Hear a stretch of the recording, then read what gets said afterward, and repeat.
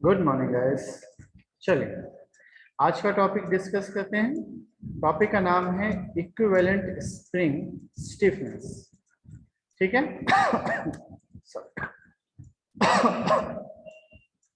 Sometimes because of space constraint or to change the stiffness of a certain deflection, springs are used in combination. Following are the two types of spring combinations are available. Springs are in series and springs are in parallel. Okay, तो मेरे ख्याल से हमें पहले से पता है कि स्प्रिंग सीरीज में और मतलब एक्चुअली सीरीज और पैरेलल डिस्कस मतलब पता है। तो आपको ये याद रखना है कि जब भी आपका इक्विवेलेंस स्प्रिंग स्टिफनेस बोलेगा तो आपको लिखना है कि due to the space constraint और change the stiffness of the certain deflections we are using spring either in series or in parallel। तो अब सीरीज में कैसा होगा उसके बारे में चलते हैं। तो consider two springs connected in the series as shown in figure। तो हमने क्या किया, एक स्प्रिंग लिया जिसको दोनों को हमने सीरीज में जोड़ा, जिसका एक का स्टिफनेस K1 था और दूसरे का स्टिफनेस K2 था। और अब देखो इमेजिन करिए कि अगर आपके पास स्पेस रिस्ट्रिक्शन है तो आपने क्या किया, अल्टीमेटली अपना बहुत सारा स्पेस को बचा लिया। तो इसको कैसे किया, तो आपने दोनों को सीरीज में ले लिया और सीरीज में लेने की वजह से आपका जो रिजल्ट आएगा वो मतलब ये दोनों से काफी अच्छा होगा। जैसे यहाँ पे ये देखो इसमें दिखाया है कि स्प्रिंग 1 का डिफ्लेक्शन जो है वो डेल 1 है, स्प्रिंग 2 का डिफ्लेक्शन जो है वो डेल 2 है। लेकिन जब मैंने दोनों को कंबाइन कर दिया तो डिफ्लेक्शन जो है वो काफी अच्छा है। ठीक है, चलिए same rules। W is the total load acting on the series। W and W2 are the loads sharing by spring 1 and 2। K1 and K2 are the stiffness of spring 1 and 2। Del 1 and del 2 are the deflection of spring 1 and 2। Capital K is the combined stiffness of the spring and del is the total deflection of the series combination।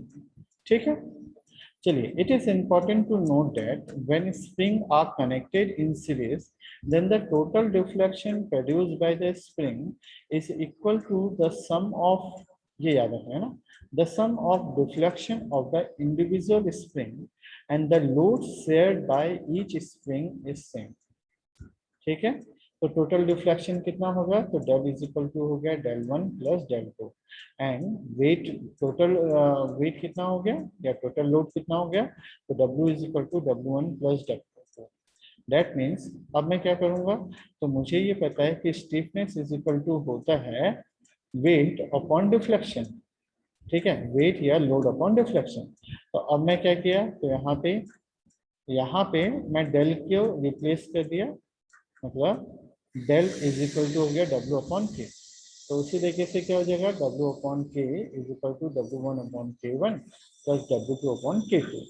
अब पहले statement दिया गया है कि आपका जो load होगा वो सभी में सेम होगा, मतलब W क्या है वो W1 के इक्वल है और वो W2 के भी इक्वल है। तो अल्टीमेटली ये एक दूसरे से कैंसिल आउट होगा। तो आपका जो आंसर आएगा 1 upon K is equal to 1 upon K1 plus 1 upon K2। ठीक है, मतलब याद रखना है आपको कि सीरीज के केस में जैसे आप resistance R is equal to R1 plus R2 लेते थे, यहाँ पे वो उल्टा हो जाएगा 1 upon K is equal to 1 upon K1 plus 1 upon K2। चलिए, उसी तरीके से स्प्रिंग्स अगर पैरेलल में लेना है तो पैरेलल के केस में क्या हो जाएगा, तो ये देखो K1 और K2 दो अलग अलग हैं जिसका सेम मास लोड है। तो हमने क्या किया, लोड अप्लाई किया, K1 और K2 किया, तो अब वो जो रिजल्ट आ रहा है वो K कितना होगा, तो उन्होंने यहाँ पे फिर से वही दिखाया कि आपका लोड रिस्ट्रिक्शन जो है मतलब प्रॉपर्टीज जो है वो पैरेलल में आने की वजह से बढ़ गई। कितनी बढ़ी वो अभी हम देखना है। तो वही W is the total load, W1 and W2 are the load acting on the spring, K1 and K2 are the stiffness of the spring 1 and 2, del 1 and del 2 are the deflection on spring 1 and 2, and K is the combined stiffness of the spring। तो It is important to note that when the springs are connected in parallel, यहाँ पे है ना, connected in parallel, then the total deflection produced by a spring is same as that of individual spring, and the total load acting on the parallel combination is equal to the sum of loads shared by individual springs. ठीक है, मतलब क्या हुआ, W is equal to W1 plus W2 and del deflection is equal, total deflection is equal to total deflection 1 and 2. मतलब वहां पे क्या था, W is equal to W1 is equal to W2 में, यहाँ पे del is equal to del 1 is equal to del 2. तो ultimately फिर से सेम रूल्स हमने फॉलो किया और यहाँ पे जो कॉमन था उसको निकाला, मतलब उसको बाहर निकाल लिया. तो जो हमारा इक्वेशन बना वो बना W is equal to K into deflection. तो K into deflection is equal to K1 into deflection 1 plus K2 into deflection 2. That means ये जो है आपका अल्टीमेटली आया K is equal to K1 plus K2.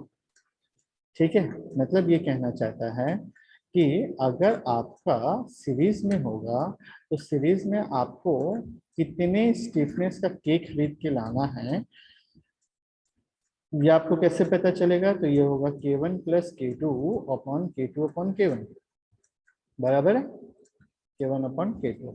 Means अब आप market में जाओगे और बोलोगे भैया स्टिफनेस, मतलब आपको स्टिफनेस चाहिए, एक स्प्रिंग चाहिए, तो वो पूछेगा कितने स्टिफनेस है, तो आपका वो स्टिफनेस कितना हो जाएगा, तो वो आप कैलकुलेट करोगे K1 upon K2 upon K1 plus K2 पे, बराबर है. अगर आपको इसको सीरीज में लगाना है, और अगर पैरेलल में लगाना होगा तो सिंपली क्या करोगे, तो आप दोनों, मतलब जो आपके पास ऑलरेडी अवेलेबल है उनका स्टिफनेस जान के उन दोनों को ऐड कर दोगे, ये जितने भी नंबर्स हैं उनको ऐड कर दोगे, तो वो आपका टोटल स्टिफनेस बता देगा.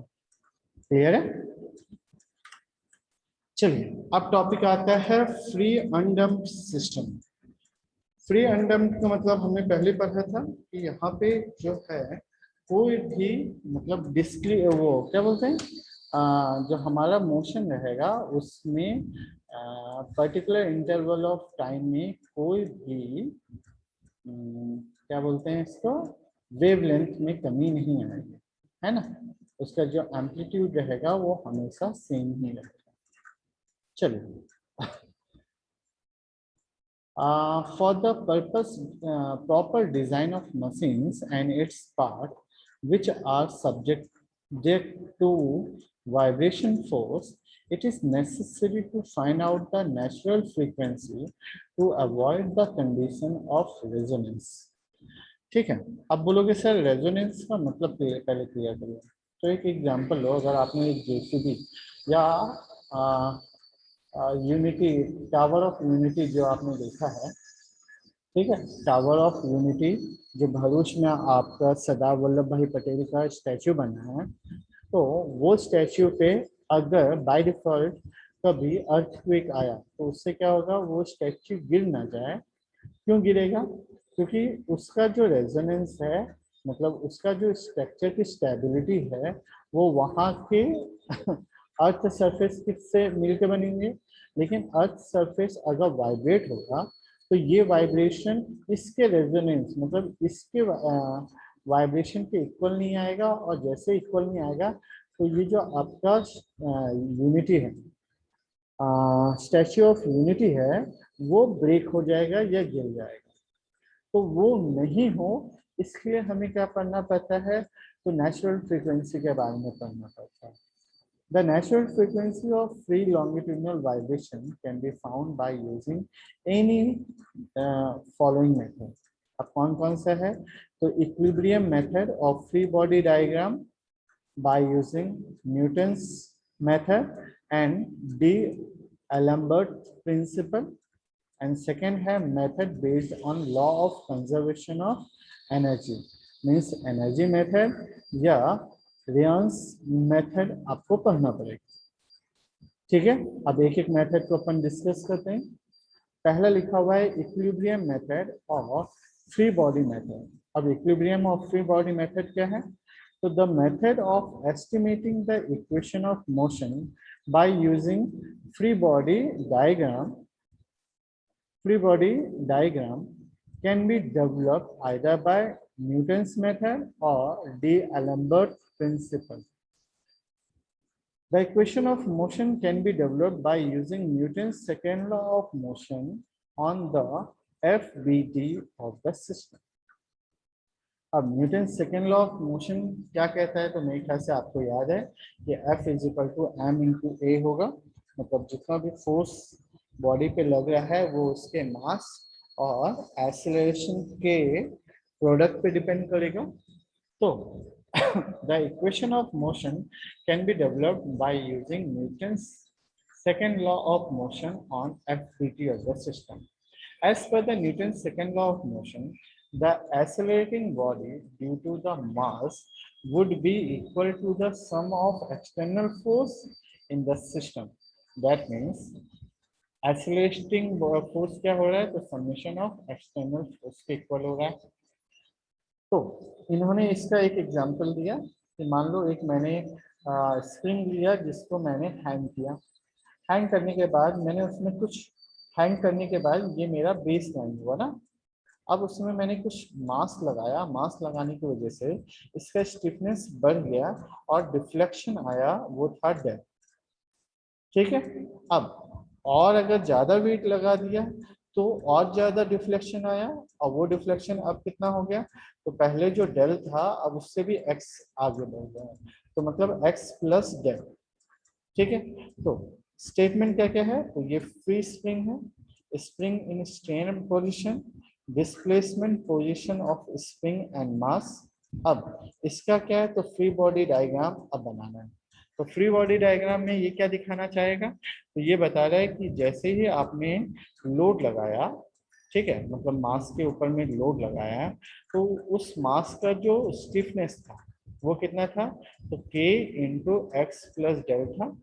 और उस पे जो लोड लग रहे थे वो कौन कौन से थे, तो एक था एक्सेलरेटिंग मास m into x double dash जो हमने लास्ट टाइम पढ़ चुका था. दूसरा एक्सटर्नल फोर्स m इंटू जी के इक्वल था. और तीसरा जो था वो पहला ये डिस्प्लेसमेंट था और फिर बाद में ये एक्सेलरेशन था. ठीक है. तो consider a simple spring mass system as shown in figure. When the mass m is attached to the spring, free spring, its elastic deflection is del due to the self weight. तो हमें पहले से पता है stiffness is equal to m into, या directly बोलो weight upon deflection होता है, तो weight is equal to क्या हुआ, mg upon del. Let the spring mass system can be subjected to disturbance x, hence the mass vibrate about its mean position. When the mass is disturbed downward, the spring force acting upward, shown in free body diagram of the mass. Also, the self weight of the body is downward. So, in this case, the disturbance in following shown downward mark the acceleration also downward. ठीक है. तो हमें क्या करना है, तो accelerating force कितना है, तो minus m into x double dash is equal to external force कितना होगा, तो ये एक्सटर्नल फोर्स की वजह से जो डिफ्लेक्शन हुआ वो माइनस उसका खुद का वेट. तो अब क्या करेंगे, हम इसको सिंप्लीफाई करेंगे, प्लस माइनस इधर उधर करेंगे, तो मुझे जब हमें क्या कंक्लूजन मिलेगा, तो कंक्लूजन मिलेगा from the equation 1 mg is equal to, अब देखो यहाँ पे mg इज इक्वल टू क्या हुआ, तो k इंटू डेल हुआ. तो मैंने क्या किया, इस mg की जगह पे k इंटू डेल रखा. तो जैसे ही k इंटू डेल रखूंगा तो k ये दोनों एक दूसरे से कैंसिल आउट हो जाएंगे, तो मेरा जो इक्वेशन बनेगा वो बनेगा minus m into x double dash is equal to k into x. अब फ्रॉम द इक्वेशन, ठीक है, ये अपना यहाँ तक आ गया. अब और हम इसको क्या करेंगे, तो इस m को सभी से डिवाइड कर देते हैं, तो ये हो जाएगा acceleration plus k upon m into x is equal to 0. The above equation is called differential equation of motion for a single degree of freedom spring mass system having free vibration, and this equation is also known as equation of motion for free undamped longitudinal vibration. चलो दूसरी बार अगर आपने ये पहले पढ़ के रखा हुआ है तो ये क्या हुआ, x double dash plus omega square x is equal to 0। ये हमने फर्स्ट लेक्चर में ऑलरेडी डिस्कस करके रखा हुआ है। तो omega square is equal to क्या होगा, तो k अपॉन m। और from the above analysis damping is neglected, hence the resultant frequency due to disturbance represent the natural frequency। ठीक है, मतलब अगर कोई डिस्टरबेंस नहीं हुआ तो वो नेचुरल फ्रीक्वेंसी के इक्वल हो जाएगा। तो नेचुरल फ्रीक्वेंसी, अब देखो वहां पे स्क्वायर था, ये स्क्वायर हटा तो ये अंडर रूट में आ गया k अपॉन m। और आपको पता है टाइम पीरियड क्या होता है, T is equal to 2 pi upon WN। अब मैंने WN को रिप्लेस किया तो ये हो जाएगा 2 pi under root m upon k। ठीक है, फ्रीक्वेंसी क्या हो जाएगा, तो 1 अपॉन TP, तो ये फिर से चेंज हो गया 1 by 2 pi under root k by m। अब नेचुरल फ्रीक्वेंसी में अब देखो k इज इक्वल टू क्या होता है, तो हमने पहले पढ़ के रखा है वेट अपॉन डिफ्लेक्शन, तो mg अपॉन डेल।